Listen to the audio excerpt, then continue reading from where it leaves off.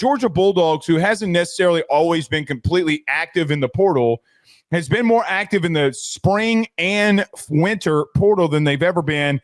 They just added 3 guys in Josh Horton, the defensive tackle from Miami, Elo Modozie, the linebacker from Army, and Josh McCray, the running back from Illinois. So they do get 3 pickups here in the spring portal window. Your thoughts?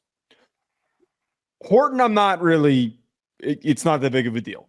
Didn't have a lot of production at Miami. This is depth. You're already really well recruited at defensive line. I really don't think that Horton's going to do much. But McCray and Modozie are going to be both really underrated pickups during this transfer portal period.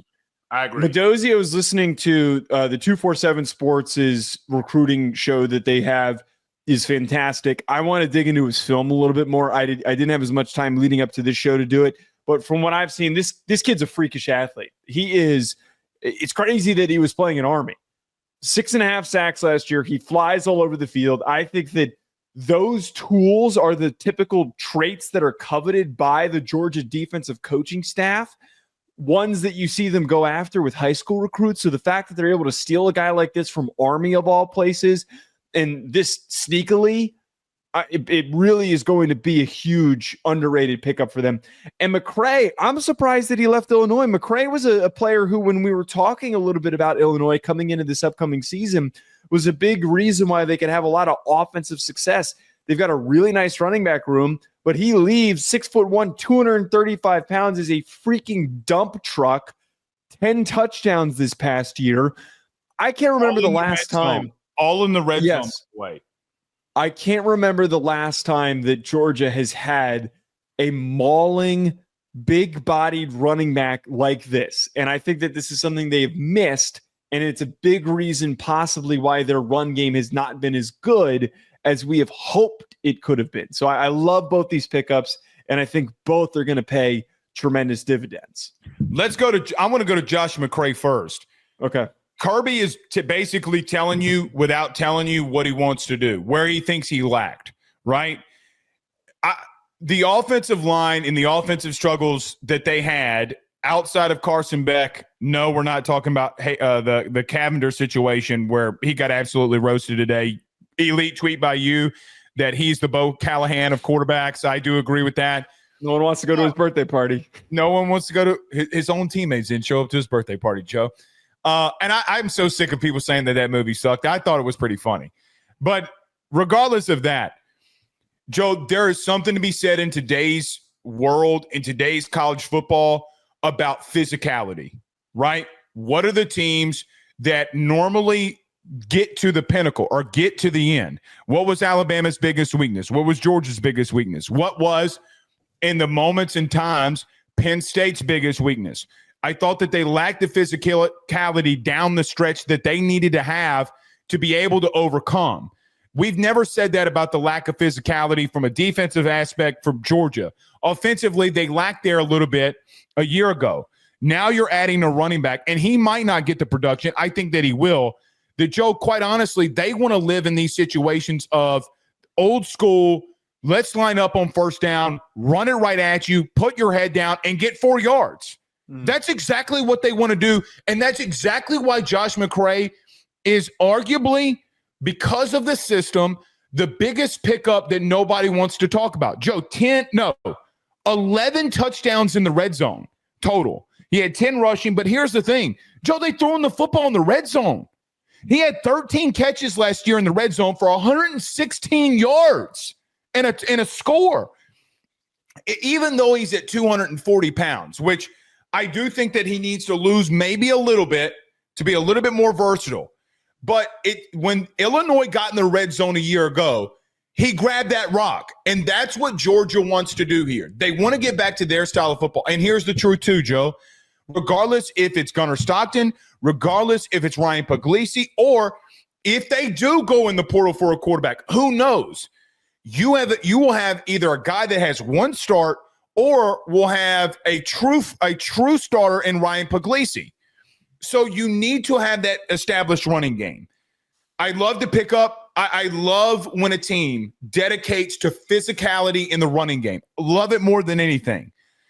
But I think to your point here that you let off, I don't know if it's bigger than Elo, the Army linebacker who had 6.5 sacks last year and is very versatile. This is what I throw this in there about Horton too. Anytime Kirby Smart goes in the portal or recruits a dude defensively, I'm never going to question it. Why go and get a kid from Army? Well, I think because they see something, and you're right, I would need to go watch this film too, but 6.5 sacks at Army? Joe, they led the country in time of possession. That means that defensively, he had less snaps than anybody in the country. So when I look at stats, don't equal everything. If he's going after a guy that could be a pass rusher, if he's going after a guy that can play multiple positions, some coaches have these tells that if they do something, you got to live with it. So I like all three. In reference to Josh Horton, for me, you brought up the depth piece.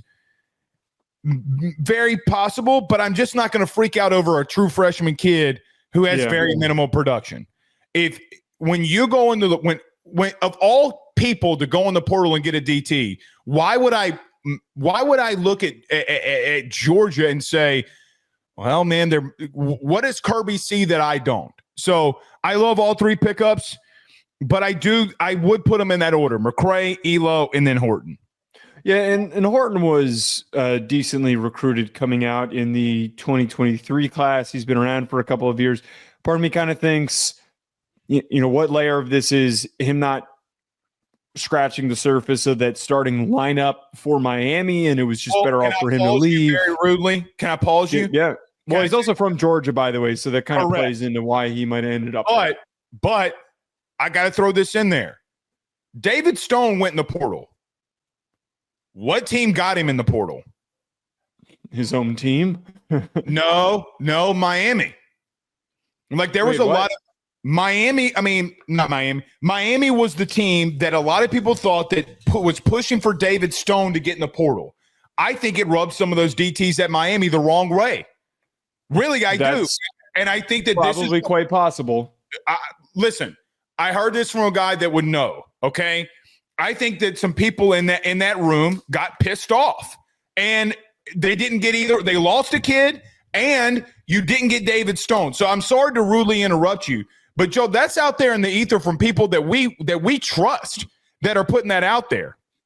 Right. I think that's a very interesting perspective to put on that, and I kind of wonder if maybe someone like Horton, who hasn't contributed that much, who is going into would have been his third season with the team, that it would have been best for him to leave and goes back close to home. We'll see if he cracks the Georgia lineup or just contributes a little bit, which I'm sure he's got the frame enough to contribute.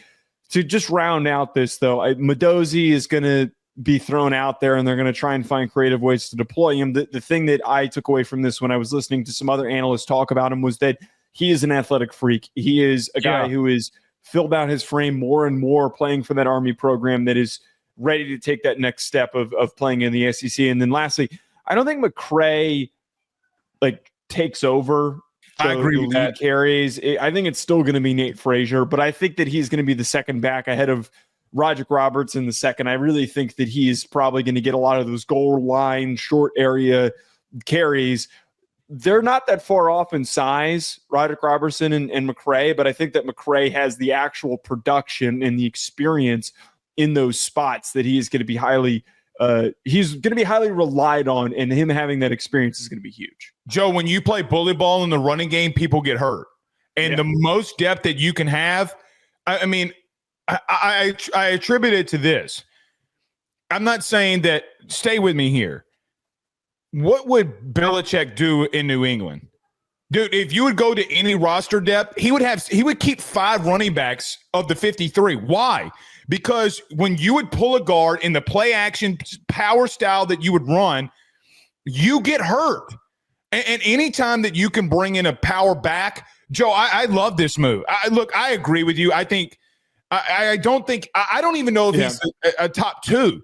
But the problem is that when you get in 3rd and 3 and it's third quarter against Texas and you're at home, can you hand off a fresh back a ball, and that's scored 10 touchdowns in a really tough league in the Big Ten? It's not as if that he was playing powder puffs, right? That's the part that I would bring out more than anything too. Well, to finish this off before we hit the break, what was one of the biggest talking points that we had about Georgia this past year? We're sitting here talking about how the run game was an issue, but it was a step further than that. It was the lack of health. No, it was the lack of health at running back. They didn't have good depth. They were constantly banged up. Games, what, 2 or 3, right? Like, I mean, it's not as if that he wasn't even banged up. They were turning to Cash Jones. Remember yes, yeah. Well, the remember white kid, walk-on kid, and didn't even play. Now they said it was an injury, but that's bullshit. I mean, we were told that he wasn't it a broken rib? I mean, like get out of here with that. So I'm with you. All right.